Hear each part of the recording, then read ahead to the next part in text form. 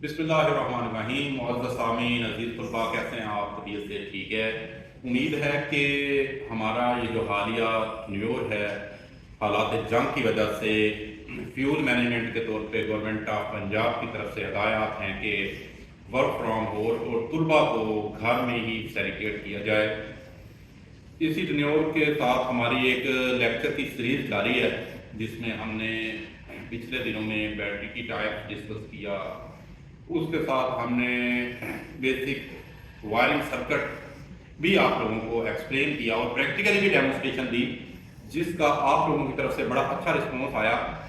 काफ़ी सारे तलबा की तरफ से नीचे कमेंट्स में और मुझे मैसेज आए थे कि सर मैकर के ऊपर आप लेक्चर रिकॉर्ड करवाएं, ताकि जो हमारे इंडस्ट्री में टेक्नीशियंस काम कर रहे हैं उनको टेक्निकल सपोर्ट हासिल हो कि मैकर क्या है, इसका कैसे इस्तेमाल करते हैं। वहाँ पे उन्होंने बहुत सारे टेस्ट ऐसे होते हैं जो हमारे मैकर से होते हैं, और वायरिंग करने के बाद भी कुछ मेन टेस्ट होते हैं जो मैकर से परफॉर्म किए जाते हैं। तो आज उन्हीं चीज़ों को मद्देनजर रखते हुए हमने आज के लेक्चर में आप लोगों को मैकर आपके सामने रखना है कि मैकर की कंस्ट्रक्शन कैसे होती है, मैकर बेसिकली है क्या, और मैकर के ऊपर कौन कौन से टेस्ट हम परफॉर्म कर सकते हैं, और मैकर का इस्तेमाल कैसे करते हैं। ये सारी चीजें आज के लेक्चर में आपको मिलने वाली हैं। लेक्चर में सारा रहिएगा, देखते हैं मैकर क्या है। जी, आज के कंटेंट हमारे हैं कि what is Maikal, why use Maikal and users of Maikal, types of Maikal, construction of Maikal और वर्किंग प्रिंसिपल। ये चीजें डिस्कस करनी है। सबसे पहले आते हैं कि मैकर है क्या। बेसिकली मैकर एक मेजरिंग डिवाइस है, और इसको हम कह सकते हैं कि ये एक पोर्टेबल डिवाइस भी है, जहां मर्जी इसको उठा के ले जा सकते हैं, जो बहुत ज़्यादा मज़ाहमत यानी मेगा होम में मज़ाहमत की पैमाइश करने के लिए इस्तेमाल होता है। इसीलिए इसे मेगा ओहोमीटर या मैकर कहते हैं। तो ये जो ग्राउंड अर्थ टेस्टिंग है उसके लिए भी इस्तेमाल होता है। इसकी स्केल अमूमन पहला 0 होता है और 10 किलो ओहम दूसरा निशान होता है। इसलिए मैकर की मदद से कम वैल्यू की रेजिस्टेंस की पैमाइश दुरुस्ती से करना नामुमकिन है। ये बनावट में सादा और मजबूत होता है और बैरूनी सप्लाई से आज़ाद होता है, क्योंकि इसके अंदर एक छोटा सा डीसी जनरेटर होता है। उसी की बुनियाद पे इसे हम उस जगह भी ले जा सकते हैं जहाँ पे सप्लाई मुमकिन नहीं है, और हमने टेस्ट वगैरह अपने परफॉर्म करने होते हैं। तो इस मकसद के लिए मैकर को इस्तेमाल करते हैं। एक्यूरेसी बड़ी हाई देता है, और इसकी मदद से हम इजीली टेस्टिंग कर सकते हैं। किसी भी सिस्टम के इंसुलेशन टेस्ट बुनियादी तौर पे जो हम करते हैं, या वाइंडिंग का इंसुलेशन टेस्ट करते हैं, वो कर सकते हैं। और ये लाइट वेट होने की वजह से किसी भी जगह पे इसे ले जाया जा सकता है। अब सबसे पहले इसको इस्तेमाल करने से पहले भी आप लोगों के सामने एक चीज वाज़ेह होनी चाहिए कि मैकर के काम करने का असूल है क्या। बुनियादी तौर पे ना ये चीज आपको कवर होनी चाहिए।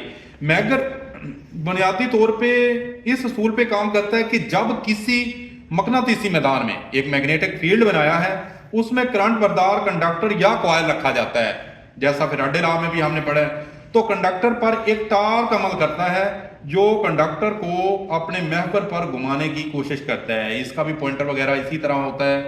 तो ये समझो कि एक मैग्नेटिक फील्ड बनाई जाती है, उसके अंदर जब उस कॉइल में से करंट गुजारा जाता है तो वहाँ पे एक Faraday law of electromagnetic induction के तहत एक टार्क जनरेट होता है जो बुनियादी तौर पे पॉइंटर को घुमाता है। इस असूल पे मैकर काम करता है। ये मैकर का वर्किंग प्रिंसिपल होता है।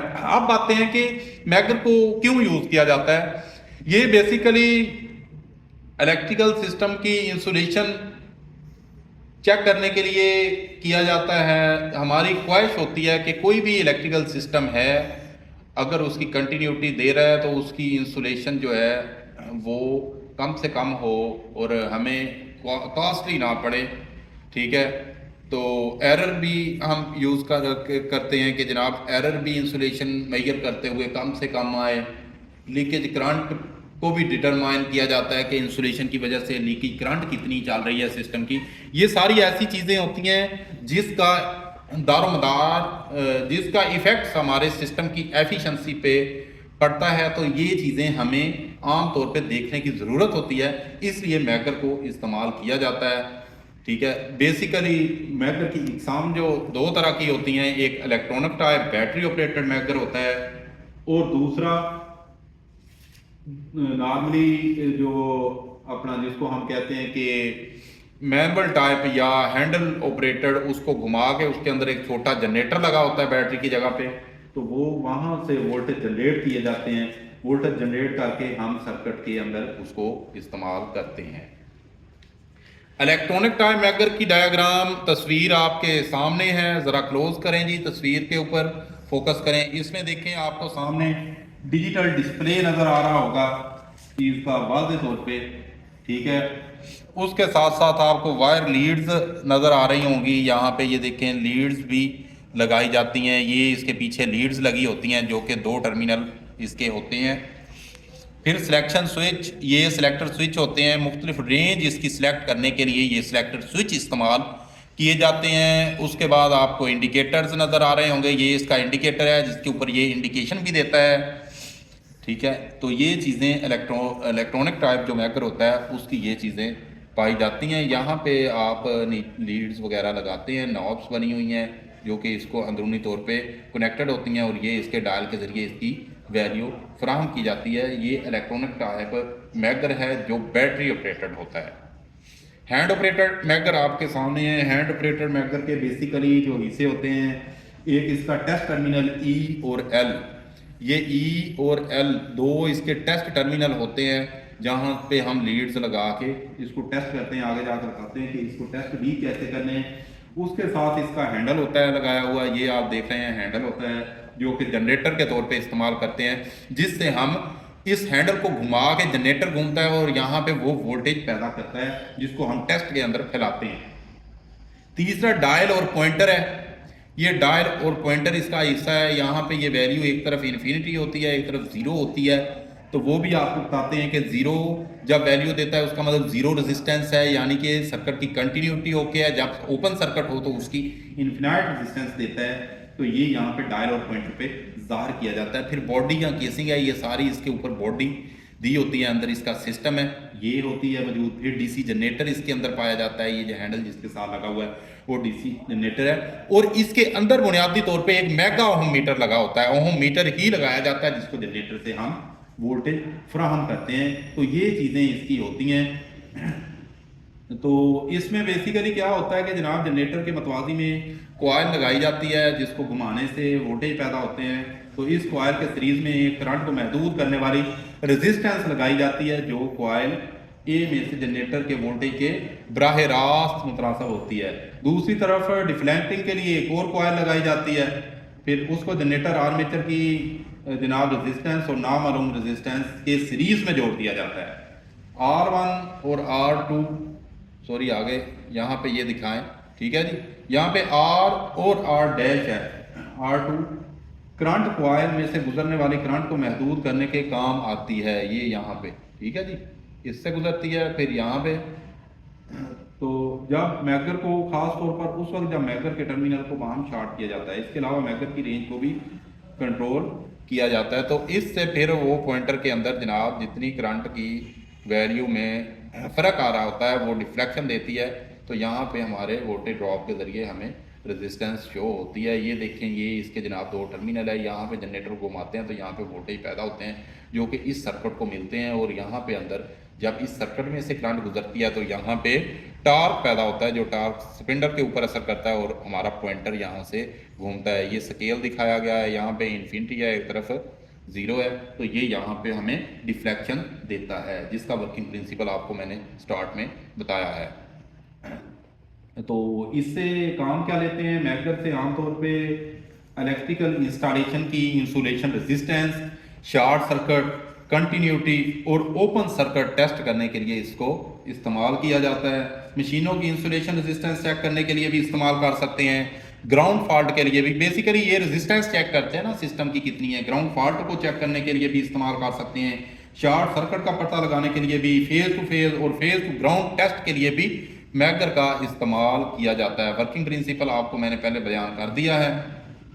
तो बाकी और इसका जनाब पावर केबल्स की इंसुलेशन रेजिस्टेंस चेक करने के लिए भी हम इसको इस्तेमाल कर सकते हैं। अंडरग्राउंड केबल्स के फॉल्ट या शॉर्ट सर्किट टेस्ट के लिए भी मैगर को इस्तेमाल किया जा सकता है। अब मैगर के स्केल को पढ़ने का तरीका ज़रा मैं आपको वादे कर दूं। ये जो स्केल है इसको पढ़ने का तरीका आप लोगों के सामने वादे कर दूं। ज़रा स्केल पे फोकस करें जी। इस स्केल को पढ़ने का तरीका ये होता है कि मुख्तलिफ मैगर मुख्तलिफ वोल्टेज और मुख्तलिफ रेंजों पर दस्तयाब होते हैं। ठीक है, इनकी स्केल नॉन लीनियर होती है, जिसके दाएं तरफ ये देखें आपको 0 नज़र आएगी और बाएं तरफ आपको इन्फिनिटी का निशान नज़र आएगा। स्केल को मेगा ओम में तकसीम किया गया है।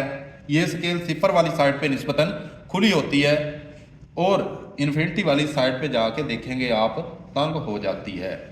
जब किसी चीज़ की मज़ाहमत मैप नहीं हो तो इसको मैगर के ई और एल टर्मिनल के दरमियान लगाकर हैंडल को 160 चक्कर फी मिनट की रफ्तार से घुमाया जाता है। तेज़ी से इस हैंडल को फिर हम घुमाते हैं और रीडिंग उस वक्त नोट की जाती है जिस वक्त मैगर का हैंडल मुसलसल घुमाने से सुई एक जगह खड़ी हो जाए, यानी कि फुल वोल्टेज पैदा होने लग जाए। मैगर ऐसी रेंज और वोल्टेज का इंतखाब करना चाहिए के दौरान पमैश इसका पॉइंटर स्केल के इंतहाई जानिब ना जाए, यानी कि उसके फुल साइड पे ना जाए। अगर किसी चीज़ की कंटिन्यूटी टेस्ट करनी हो तो बेहतर ये है कि ऐसा मैगर हम इस्तेमाल करें जिसकी स्केल पर अलग से कम ओम वाली कंटिन्यूटी वाली रेंज मौजूद हो।